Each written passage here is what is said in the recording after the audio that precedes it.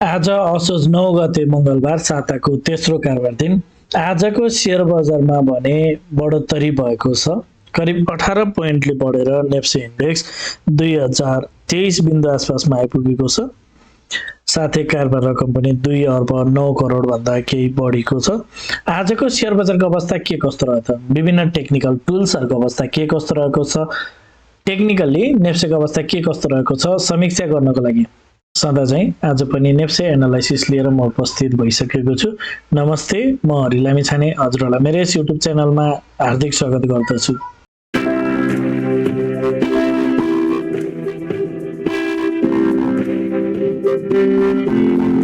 यस YouTube channel मार्फत मैले share बजारसँग सम्बन्धित विभिन्न किसिमका भिडियोहरू लिएर आउने भएको हुनाले यदि हजुरहरूले अहिलेसम्म पनि मेरो च्यानल सब्स्क्राइब गर्नुभएको छैन भने कृपया च्यानल सब्स्क्राइब गरिदिनु होला र भिडियो पुरा हेर्नुभयो भने हजुरहरूले मैले भन्न खोजेको कुरा सबै सजिलैसँग बुझ्न सक्नुहुनेछ।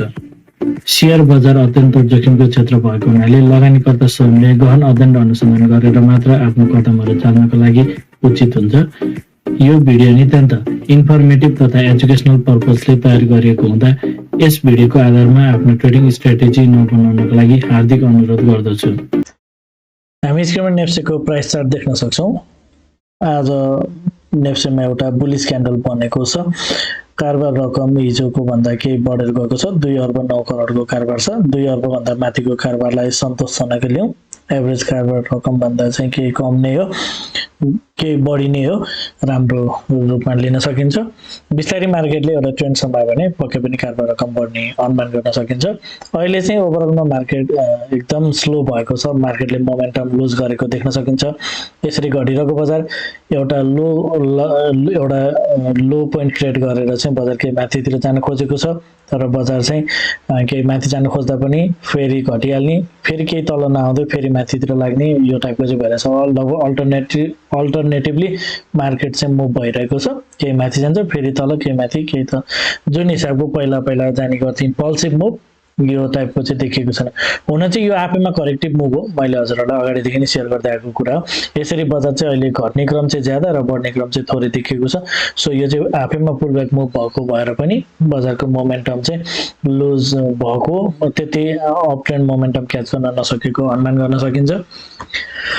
अब आजको इन्ट्राडे चार्ट हेरौँ। आज मार्केट ओपन भए लगतै सुरुवाती चरणमा नै तेज माथितिर गएको थियो। 25-26 पोइन्ट बजार बढिसकेपछि भने फेरि पनि सेलर नै हाबी भएको देख्न सकिन्छ, जुन हिजो पनि लगभग त्यस्तै नै भएको थियो। सुरुमा बजार केही तल तेज माथितिर गएको थियो, तर बजार माथितिर टिकेन, तल्लोतिर गयो। आज पनि सुरुवाती चरणमा बजार माथितिर गयो, तर त्यो माथितिर टिक्न सकेन। त्यसपछि एकहोरो घट्दो क्रममा रह्यो, तर मार्केट चाहिँ +10 +9 भन्दा तलतिर चाहिँ आएन। बढ्दो क्रममा नै मार्केट रह्यो दिनभरि, हरियाली नै रह्यो। र त्यसपछि अन्तिममा फेरि त्यो जुन घटाइको आजको डेलो थियो, त्यो डेलोबाट चाहिँ केही माथितिर घट्ने क्रमको लोएस्ट पोइन्टबाट चाहिँ माथितिर गएर नै बन्द गरेको छ। ओभरअलमा पुरै साइडवेज छ प्याटर्न।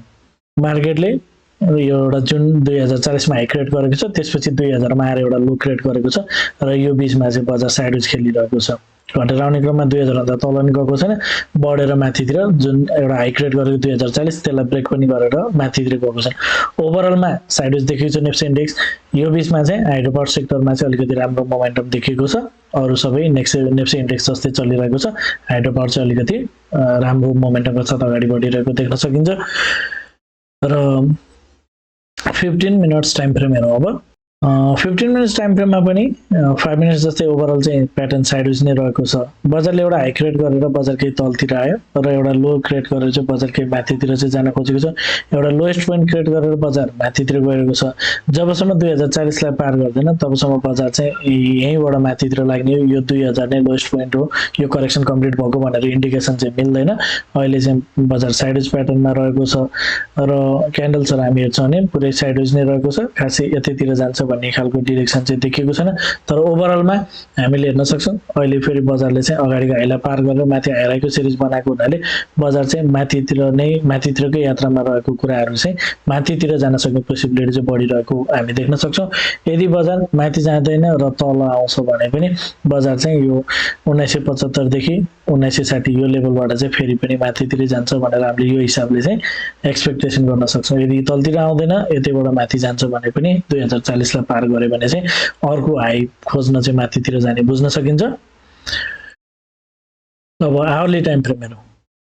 आवरली टाइम फ्रेममा आज जुन एउटा सुरुमा एउटा बुलिश क्यान्डल बनेको छ त्यो भित्र नै अरु 3टा क्यान्डल चाहिँ बनेको छ र त्यसलाई पनि हामीले चाहिँ फिल्टर यसलाई चाहिँ हामीले कम्प्लिटली साइडवेजको रूपमा पनि हामीले विश्लेषण गर्न सक्छौं र यो इन्टरनल क्यान्डल्सहरुलाई पनि एनालाइसिस गर्ने हो भने चाहिँ बजारले यसरी केही तल आएर करेक्सन कम्प्लिट गरेर फेरि पनि माथितिर जान खोजेको जस्तो प्याटर्न चाहिँ देखाएको छ। यो भनेको एउटा सकारात्मक कुरा हो र आवरली टाइम फ्रेममा बजार चाहिँ यसरी घडिरहेको बजार एउटा लो क्रिएट गरेर चाहिँ फेरि एउटा केही तल आएर चाहिँ बजार केही माथितिर जाने प्रयास गरिरहेको छ र जबसम्म बजारले 2052 पार गरेर माथितिर नै सस्टेन गर्दैन तबसम्म चाहिँ बजारमा माथि गए पनि फेरि पनि तलतिर झर्ने चान्स भनेको उत्तिकै नै रहन्छ।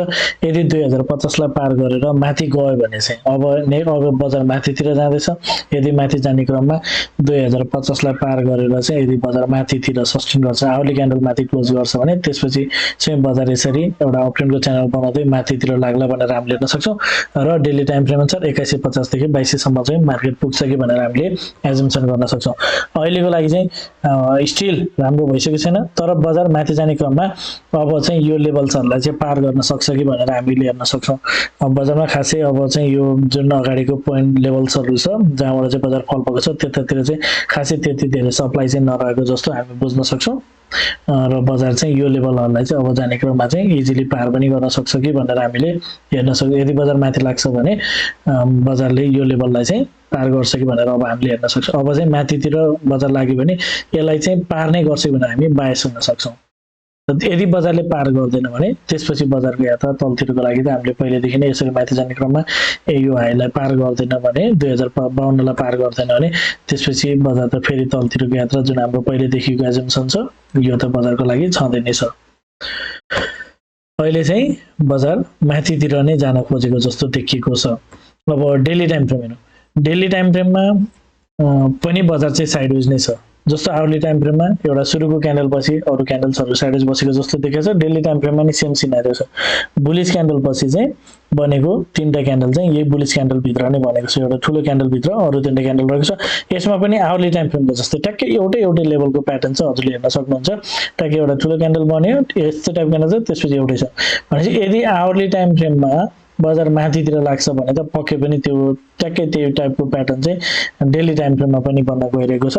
डेली टाइम फ्रेममा पनि बजार साइडवेज छ। यो ठूलो बुलिश क्यान्डल भित्र नै अरु क्यान्डल्सहरु रहेको छन् तर यसको पनि कम्बिनेसन हेर्दाखेरि बजार केही तल आएर हिजोको क्यान्डलले मैले हजुरलाई भनेको थिएँ बजार केही माथितिर जान सक्ने क्यापेसिटी राख्छ भनेर र बजार केही माथितिर गएको छ र यो इन्टरनल स्ट्रक्चर हेर्दा पनि बजार चाहिँ केही तल आएर फेरि पनि माथितिर जान खोजेको जस्तो देखिन्छ। जस्तो डेली टाइम फ्रेममा बजारको लागि चाहिँ अब यतातिर खासै त्यति स्ट्रङ सप्लाई जोन नरहेको जस्तै आवरली टाइम फ्रेममा डेली टाइम फ्रेममा पनि बजार चाहिँ यो लेभलमा चाहिँ अब यसलाई चाहिँ पार गर्छ कि भनेर हामीले हेर्न सक्छौं। तर यो लेभललाई पार गर्न चाहिँ बजारको लागि धेरै नै महत्त्वपूर्ण हुन्छ दुवै टाइम फ्रेममा। डेली टाइम फ्रेममा यो लेभललाई पार गरे नै बजारको टार्गेट चाहिँ माथितिर बजारकै माथितिर जान सक्ने पोसिबिलिटी हुन्छ भने आवरली टाइम फ्रेममा त स्ट्रक्चर नै चेन्ज हुन्छ। जुन हिसाबले अहिले एउटा डाउन ट्रेन्डको एउटा बियरिश स्ट्रक्चर बनाउँदै मार्केट तलतिर गइरहेको छ र यो एउटा गएको चाहिँ पुलब्याक मात्र भनेर हामीले हेरिरहेका छौं। यदि 2052 लाई ब्रेक गरे भने मार्केट चाहिँ बुलिश नै हुन्छ। त्यसैले आगामी दिनमा बजार चाहिँ 2052 लेभललाई चाहिँ ब्रेक गर्छ कि गर्दैन त्यो महत्त्वपूर्ण तरिकाले हेर्न जरुरी छ र अहिलेको क्यान्डल्स हेर्दाखेरि अगाडिको जुन 2040 को रेजिस्टेन्स छ सरफेसले हेर्दाखेरि चाहिँ यसमा चाहिँ बजार नरोकिने र बजारले चाहिँ 2052 लाई पनि पार गर्छ कि भनेर हामीले हेर्न सक्छौं। यदि आगामी दिनमा बजारले 2052 लाई पार गर्छ भने 2052 लाई चाहिँ पार गर्छ भने बजारको लागि पहिलो टार्गेट भनेको 2072 देखि 2094 हुन आउँछ र यदि बजारले यो लेभलबाट के रियाक्सन त अवश्य पनि आउँछ र यदि बजारले यो लेभललाई पार गर्दै माथि जान्छ भने चाहिँ बजार फेरि पनि 2150 देखि 2200 को लेभलमा चाहिँ फेरि पनि बजार यसरी पुग्न सक्छ भनेर हामीले हेर्न सक्छौं। अब अल्टिमेटली घटेर चाहिँ बजार ओभरअल स्ट्रक्चर हेर्दाखेरि चाहिँ माथि पुगे नि तलतिर आउने जस्तो देखिन्छ तर अहिले चाहिँ हामी यसरी सुरुमा आफ्नो टार्गेट कतातिर जान्छ त्यो हेरौं त्यसपछि जुन यो लेभलमा पुगिसकेपछि अनि फेरि हामी चाहिँ तलतिरको लागि हेरौँला। अहिलेको लागि चाहिँ बजारको स्ट्रक्चर भनेको केही माथितिर जान खोजेको जस्तो देखिन्छ। ओभरअल प्याटर्न अल्टिमेटली चाहिँ अहिले यो जुन बजार तेज घटेको छ त्यसको चाहिँ पुलब्याक मुभ माथितिर गएको हुनाले बजार चाहिँ फेरि यो हिसाबले तलतिर नै आउँछ कि भनेर हामीले यो कुरा चाहिँ बिर्सनु हुँदैन। We have to keep in mind बजार गइरहेको चाहिँ एउटा पुलब्याक मुभ हो भन्ने चाहिँ डेली टाइम फ्रेममा चाहिँ त्यो हिसाबले देखिएको छ र अहिले यतिखेरसम्मलाई चाहिँ आवरली टाइम फ्रेममा गएको मुभ पनि पुलब्याक मुभ नै हो भनेर हामीले हेर्न पर्ने हुन्छ। यदि हजुरहरू the smart money concept advance लेभलको टेक्निकल एनालाइसिसको कोर्स गर्न चाहनुहुन्छ भने कृपया स्क्रिनमा देखेको नम्बरमा सम्पर्क गर्नुहोला। साथै यदि हजुरहरू मेरो सल्लाहमा सेयर खरिद बिक्री गर्न चाहनुहुन्छ एज अ एडभाइजरको रूपमा पनि मलाई लिन चाहनुहुन्छ भने यही नम्बरमा सम्पर्क गर्न सक्नुहुनेछ। 9863805867 यो हजुरले कल मेसेज अथवा व्हाट्सएप गर्न सक्नुहुनेछ। अब कन्क्लुजनतर्फ जाउँ। 5 मिनट्स टाइम फ्रेममा इन्टायरली साइडवेज देखिएको छ। त्यसैगरी 15 मिनट्स टाइम फ्रेममा पनि एउटा 2040 को लो र 2040 को हाई र 2000 को लो को बीचमा नै बजार अल्झिरहेको छ। साइडवेज नै भनौँ यसलाई। त्यसमा पनि बजार चाहिँ एउटा लो लगाएर माथितिर जान खोजे हो कि जस्तो देखिएको छ। तर बजारले तलतिर आउने ठाउँ चाहिँ खाली नै राखेर गएको छ। सो तलतिर आउने चान्सलाई नकार्न चाहिँ मिल्दैन। आवरली टाइम फ्रेममा आजको दिनमा पुरै बिल्कुल साइडवेज नै रहेको छ बजार र यसरी तल आएको बजार चाहिँ केही माथितिर जान खोजेको माथितिर गइरहेको प्याटर्नमा देखिएको छ भने सेम सिनारियो डेली टाइम फ्रेममा बजार चाहिँ माथितिरको च्यानलका साथ अप्सनका च्यानलका साथ माथितिर गइरहेको छ। त्यस्तो खासै ठुलो ठुलो क्यान्डल भने भन्न सकिरहेको छैन। मैले सुरुमै भनिहालेँ एउटा पुलब्याक मुभ चाहिँ माथितिर गइरहेको हुनाले बजारमा स्ट्रङ मोमेन्टम चाहिँ नदेखिएको कुराहरू अप ट्रेन्ड मोमेन्टम चाहिँ स्ट्रङ नरहेको कुरा चाहिँ हामीले बुझ्नुपर्ने हुन्छ।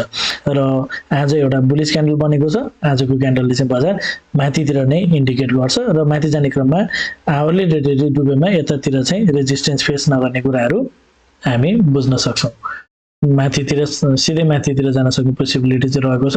मात्र हाम्रो लोवर टाइम फ्रेमहरुमा चाहिँ स्ट्रक्चर अलिकति यो साइडवेज ब्रेकआउट हुन चाहिँ जरुरी छ। त्यसरी हामीले बुझ्नु पर्यो।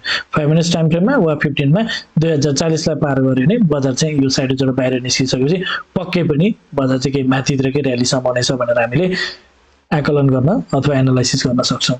हजुरहरूलाई मेरो भिडियो के कस्तो लागिरहेको छ कमेन्टमा जानकारी गराइदिनु होला। भिडियो मन परेको छ, उपयोगी भइरहेको छ, भिडियोले हजुरहरूलाई केही सहयोग पुर्याइरहेको छ भने भिडियोमा एक लाइक भने अवश्य गरिदिनु होला। साथै च्यानलमा नयाँ हुनुहुन्छ, पहिलो पटक हेर्दै हुनुहुन्छ अथवा अहिलेसम्म पनि च्यानल सब्स्क्राइब गर्नुभएको छैन भने च्यानल पनि सब्स्क्राइब गरिदिनु होला भन्न चाहन्छु। हवस् त, धन्यवाद, नमस्ते।